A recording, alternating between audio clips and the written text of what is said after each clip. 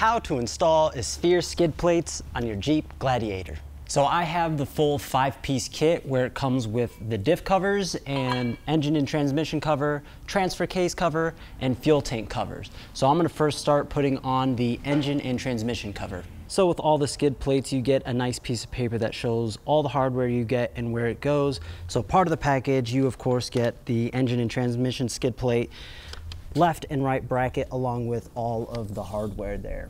To install the engine and transmission skid plate, you're going to need a 13mm wrench and socket, a 17mm and 18mm, and an extension for your socket. So the first thing we have to do is install the left and right bracket on the skid plate. So both of the brackets go like this. The right bracket doesn't have this little bend, the left bracket does. Of course, this is reversed from what you are seeing. So what you're gonna need is 4 bolts, 4 of those bolts, along with 2 washers and a nylon lock nut. So what you're gonna do is the bolt goes through, then you're gonna have a washer on the outside, then it goes skid plate, then it goes bracket, then washer, then lock nut. And these left and right brackets are installed using a 13mm wrench and socket. One thing to note is that you should not tighten these brackets all the way down, and the reason is because they need a little bit of fine tuning in order for things to line up once we install it, and to make sure all the other bolt holes match first, and then we can go in and tighten them as it's installed. So after we install the brackets loosely, where the brackets get mounted are right underneath the Jeep. With the vehicle facing that way, that left bracket is going to be up here, and then across the other side, this is where the other bracket's going to get mounted. And the skid plate's gonna run down and back, and then it's also gonna get mounted into 2 of these holes with steel nuts. And then the 2 factory bolts that we are going to be removing are these 2 bolts right here. So the 2 factory bolts that we are removing, one is for this tiny little transmission skid plate, as they call it, and the other one right here is for the small transfer case skid plate. And they are both removed using an 18mm. So after we removed the 2 factory bolts, I'm gonna try to get the transmission skid plate on here with the loose brackets. I'm gonna put them into position as shown below. I'm gonna hand tighten the nuts on those bolts to at least hold the skid plate up. And then I'm gonna hand tighten the 2 factory bolts on the bottom so the skid plate is able to be held up, and then go ahead and tighten and install the 2 center nuts and bolts in there. So first things first, try to get this skid plate up in here. Thankfully I have a lift on, which helps lay underneath here and try to finagle this through. This will go up.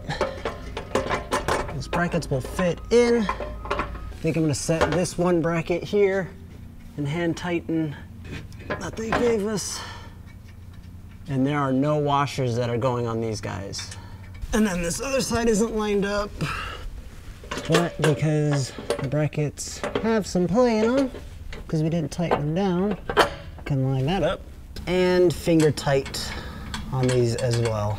And then so before we install the 2 factory brackets in the back, we need to figure out where we place this steel nut. So the first thing I'm going to do is actually just get one lined up so I know where the holes are. So I'm gonna put one in here, and then there's going to be 2 holes that line up on this crossbar. And what you're going to do is, wherever this hole lines up, you want the threaded piece of this steel nut to be over. So basically, like if this is where the hole, like this hole is lined up, you're going to place it over on this side and have it slide over so that your bolt can go through. And remember to keep this piece facing up. I'm gonna detach the factory bolt that I hand tightened in just a moment ago to be able to drop this down, and then I'm going to install the steel nut over and across so that it lines up with that hole there. And just make sure you do it to both sides as well. So after installing the steel nuts, I realized this steel nut is just too far off for me, and this is the driver's side one, and it's installed from this side. That's the driver's side, and it's installed this way. I'm gonna take it out and then reinstall it that way so it lines up with the hole better. That's much better. And now that I have both steel nuts installed in the middle, I'm gonna go ahead and reinstall the 2 factory bolts on the bottom.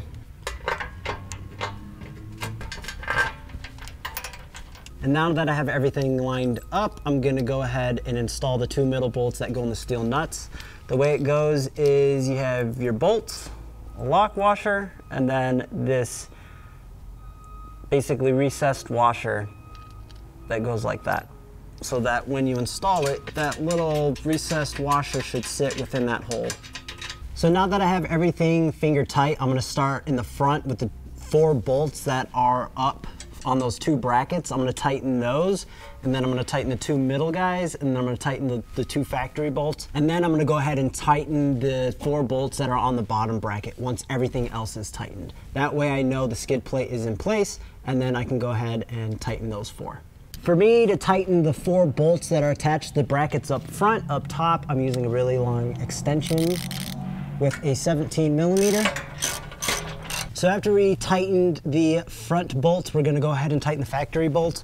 And one thing to note is before you go ahead and tighten these, make sure your hole is lined up properly and the threads are not going to rub against the actual skid plate itself, because you don't wanna mess up these threads and then end up messing up the bolt and having to get something else.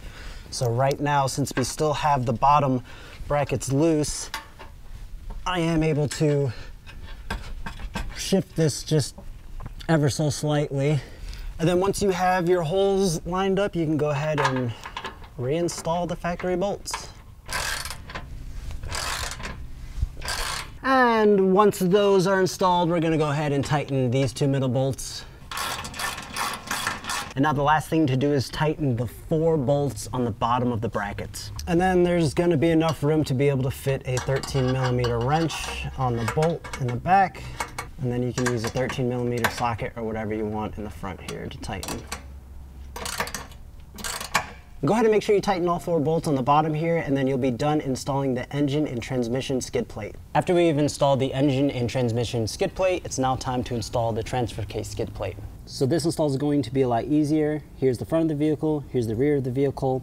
You're going to be using these 4 holes. In the rear, there's already threaded holes on the Jeep itself. And so with the rear, you're gonna have 2 spacers. Since I have a Gladiator, I have to use both of them. This will go here, and then you'll get 2 longer bolts than the front that are supposed to go in the rear. And so the way they go is they'll go bolt, and then you have a lock washer, and then you have this recessed washer in here. And so both of them will get those, and that will be installed underneath. As for the front, you're going to be installing in these 2 holes, and there's just open holes that you'll be able to get onto the top to be able to bolt. And so you'll have 2 shorter bolts. And so the order goes bolt on the bottom, and then you'll have this recessed washer. And then on top is going to be a washer and then a lock nut on top. So let's go ahead and install the skid plate. To install the transfer case skid plate, all you're gonna need is a 13mm wrench and socket. And just like the engine and transmission skid plate, this does come with an instruction manual as well. So again, the transfer case skid plate is very easy. It just goes over the factory one. And of course, here's the front of the vehicle, here's the rear. I'm just gonna go ahead and start threading in these bottom ones because there's already threaded holes in here. As you can see, there's 2 holes right over here. But don't forget your 2 spacers. Again, this is for the Jeep Gladiator. So let me see if I can just hold this up and get these in finger tight. And then with the front, again, the only thing that's going to be on this bottom side is going to be your bolt and recessed washer. On top is going to be a washer and nylon lock nut. There's already holes right here on the original transfer case skid plate. You'll be able to go through, put the washer on, and then we will finger tighten the lock nut on top. And of course, go ahead and repeat for the other side as well. Now that all 4 bolts are finger tight, you can go ahead and tighten all 4.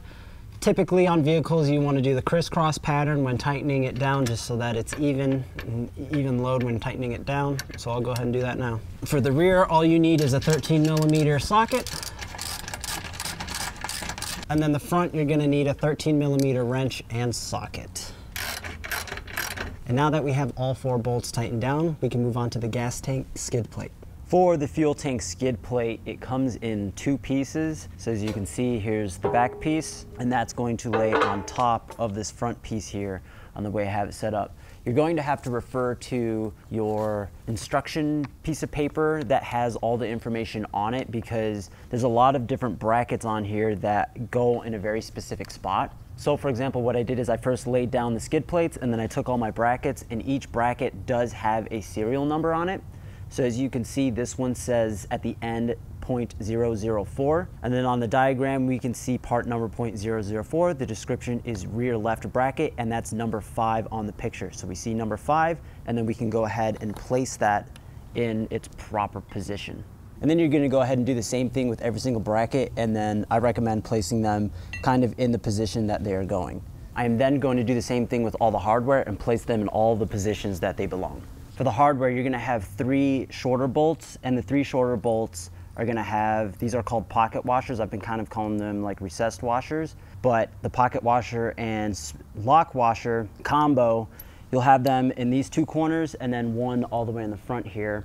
Then you're going to have 2 medium-sized bolts in the same combination with the pocket and lock washer are going in the sides here, which connect both of the plates together and then goes into the bottom of the brackets.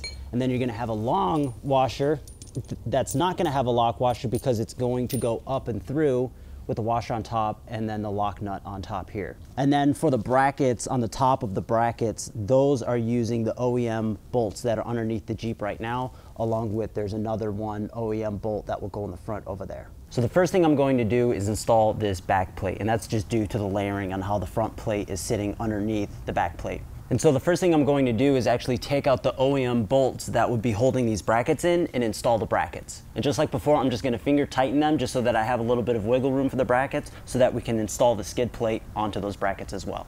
For this install, you will need a 13mm wrench, a 13mm socket, a 16mm socket, an 18mm socket, and an 18mm wrench, as well as extensions for your sockets. So currently we are on the rear of the vehicle. That's the rear, that's the front. Here's the gas tank, so this is the rear of the gas tank, and here's the bolt that we are going to remove. We are using an 18mm on an extension. And once you remove the bolt, you can go ahead and put the bracket in. For these bolts that we are removing for the bracket, it also holds the fuel tank up. We don't want to tighten them all the way because we want to allow a little bit of play for when we install the skid plate, but we want enough tightness on the bolt so that the fuel tank doesn't fall. And now once that is set, we're going to go ahead and do that for the rest of the brackets. So we are now in the middle of the gas tank. That is back, that is front, that is driver's side, and that is passenger. And so you want to make sure you remove the gas tank bolt and not the drive shaft bolt.